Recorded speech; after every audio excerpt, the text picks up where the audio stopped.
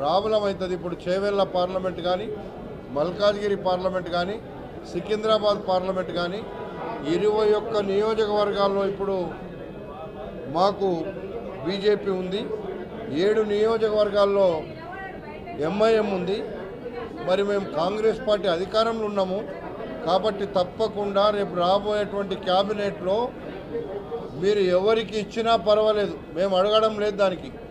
కానీ ప్రాతినిధ్యం లేకుంటే పార్టీకి నష్టం జరుగుతుంది. పార్టీ నష్టపోవద్దు అంటే ముందు 10 జిల్లాలకు ప్రాతినిధ్యం ఇవ్వండి.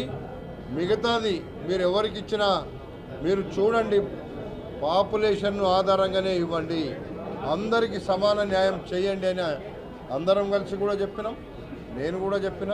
కాబట్టి రేపు తప్పకుండా మా అధిష్టాన వర్గం రంగారెడ్డి, హైదరాబాద్ జిల్లాలకు న్యాయం చేస్తారని కోరుతున్నాం.